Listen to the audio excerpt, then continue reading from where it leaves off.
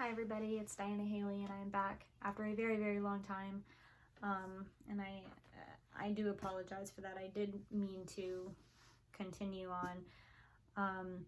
However, things came up. And those things included me moving. So I'm in a studio within a studio. I live much closer to the business now. So here is my blue sheet that I use for my self-tape auditions, which are very important. The white wall thing, some people say it's okay. I feel like it causes a glare in between the lighting, and you know, I feel like it just kind of contorts things a little bit. The blue sheet works great. I'm literally using a bed sheet, which I guess you're not supposed to say, but you know, it works. So you do what you gotta do, right? So that happened, and then during quarantine, even though technically my state is still in quarantine, I booked 2 films, one short film in which I'm featured, which was really, really cool. I got that opportunity about mid-April, so that was exciting. And then the month after that, I booked another film in which I'm one of the leads in a voiceover role. So that was really exciting. It's very, very different from the voice that you hear right now, which is pretty soft. I'm using a tripod right now with a little clicker thing that really, really helps, by the way, for all you actors that need self-tape, whatever. I didn't even know that this remote thing was a thing, and then somebody told me about it, and I was like, I must get it, because then your arm is not in like an awkward place right before you start your slate. So I'm sorry, my eyeline's probably all over the place. I'm not doing it vertically anymore. I'm doing it horizontally. Standard procedure, by the way. Do everything horizontally and look right into the camera. My camera is over there. So if I'm talking to you, I'm looking right into the camera. And then of course I was in a little accident, but it's not that big of a deal. So hoping to book more work after I've taken my classes. So I've got some more Spanish in me, some more French in me. I've got a little bit more American Sign Language in me. It's actually pretty cool. I've used some of my new skills with some of the people that I work with, and it's really exciting. There's this one girl who's one of my customers, and she comes to me and she just starts talking to me in sign language, and I'm able to look and interpret most of it and then I'm able to respond kind of minimally, but I'm able to respond and I'm able to understand her, which is like the coolest feeling ever. And yeah, and there's another French guy that comes in, and I'll talk to him in French a little bit, and like that's really fun, and I'm just like, ooh, look at me go. And then of course, you know, I've always kind of known like my conjugations for Spanish and things like that. Anyways, okay, I'm sorry. I'm so excited about that. I just finished a singing course, so that's really exciting. I'm also part of a choir that's it's like a Zoom choir, so that's a lot of fun. And then oh, and I just finished a commercial class as well, so I've been really, really, really busy. And I'm getting back into my teaching now that I have a little bit of time within the next couple of weeks between classes. I'm hoping that my next set of classes are going to be improv classes, because I need them for commercial sake, because a lot of commercials are improvised, and that is something that I definitely need to work on.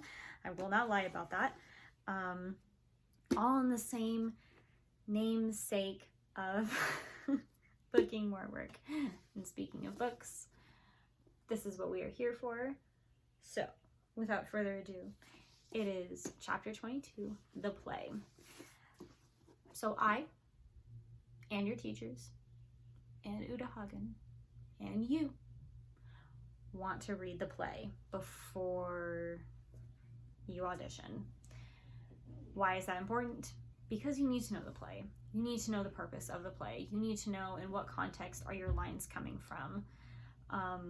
You need to know like where your character is in the play.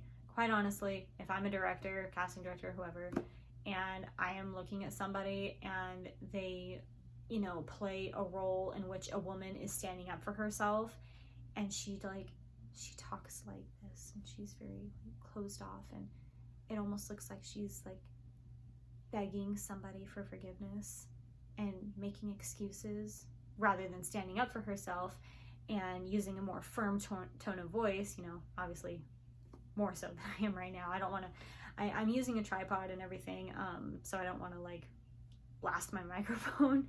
So I'm still practicing. I don't know how it works yet, but so she might use like a bit more of a firmer tone and like be looking right in the person's eye, you know, instead of like just kind of looking away, whatever. I'm gonna know she didn't read the play, and I'm gonna go, man, she didn't even do her research.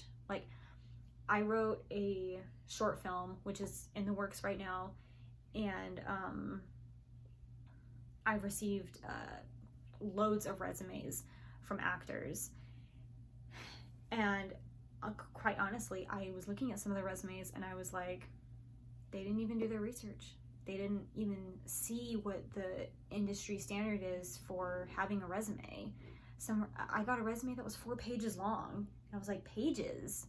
It should be 1 page. It should be 1 page, and everything should be in a column, and you have your skill set on the bottom, and you have your information on the top. I mean, that's really not, it's not very difficult, but like, you'd be surprised how much further ahead you can get into the casting game, just by knowing what your resume is supposed to look like, and just knowing that you need to have a headshot where I can see what you look like right now at this moment. Like, if I'm looking at a headshot and everything is dark and I can't tell what I could do with you, or I can't tell what kind of character you would play or anything like that, I'm probably not going to cast you. And I didn't cast people that had resumes that were not industry standard. Like, do your work, do your research, not only for the business aspect, but also for the auditioning process. If you don't read your books, if you don't, read your plays, the director is going to be able to tell. The director is going to be able to tell, this person didn't even read my script. Like, there's a lot of short films that are out there that students make that I think at most that I've seen are like 12 pages. And like, I would get on set and I would watch people act, and I'm like, did they read the whole script, or did they just read the part that their lines were highlighted on? So first of all, it's a little bit disrespectful if you go to an audition and it's clear that you did not read the entire script, or you didn't read your prompt, you didn't read your description. They can tell from like a mile away, they can tell, so in that sense, you do want to read it, but you also want to read it for your own sake, for character development. And when I read a play for the first time, and as Uta Hagen suggests as well, you need to read it as almost as if you are like meeting somebody for the very first time. You need to be very open-minded, and you need to almost kind of walk into it naive, kind of like watching a movie that you've never seen before, and you're like, oh, I wonder what this is about. Click, and you turn it on, and you watch the movie, and then you just kind of like take it all in, and you just kind of watch it from start to finish, and you don't really judge anything until after it's over, and then you kind of understand the different perspectives of not only the playwright, the author, the filmmaker, but you also understand maybe some of the characters as well, and you start to understand those things, and then watch it again, and then read it again. And the more that you read something is just like the same thing. The more you watch a movie, the more you pick up on little things that you might have missed before, whether it's like something funny happening in the background, or suspenseful music starting, or like just little tiny things. You can miss those things, and those things can actually play a very, very strong part in what it is that the author, playwright, filmmaker is trying to tell the audience. They're trying to tell a story, pretty much, just as much as the actor is. The actor helps along the story, but the filmmaker is really the one who is interpreting and telling the story. So when you read a play for the first time before you audition, you read it and you read it and you read it again, and then you get more character specific. So then you read in the purpose for your character that you are auditioning for, or that you've been casted in. And as you read along with it, you kind of realize the struggles or the conflict that they are having with another character who is having a conflict with your character. And once you understand that conflict, you start to understand the perspective of the playwright. The playwright is well aware of the two different sides that people can take. the playwright is not there to tell just one side of the story. The playwright's there and writes down everything and writes it from all perspectives of the story. But the playwright has an opinion. The playwright has an opinion of what's right, what's wrong, what should be, what shouldn't be, etc. So at the end of the play, everyone should be able to understand what the playwright was saying, essentially, or the director was saying, because of course the director is the main interpreter and is the person that is really controlling everything. We use our character descriptions and clues that other characters give about your character to provide a guideline for not only the physicality and the appearance of our character, but what our character needs and how they're going to go about getting there. So that's pretty much that. The play has a main action, and your character is there to serve for that play's main action. So you have to understand, again, the conflict of another character to your character, and then your character to their character. It makes for a very, very interesting scene, I will tell you that much. Because understanding both sides, but still fighting for your side, it's gonna raise the stakes, and it's gonna cause relationship issues where there wasn't an issue before. So I think that's that for this chapter. I believe I've got all my notes sitting here, so I'm just kind of looking. Stay open-minded. Does it serve the play's purpose? Don't overthink it. Use intelligence, not intellect. There is a difference. I think I talked about it in one of my videos before, where intelligence includes emotional intelligence, physical intelligence, knowing what your body is doing, what your body is feeling, what your mind is feeling, what your heart is feeling, everything else, the emotional comprehension and understanding of another person.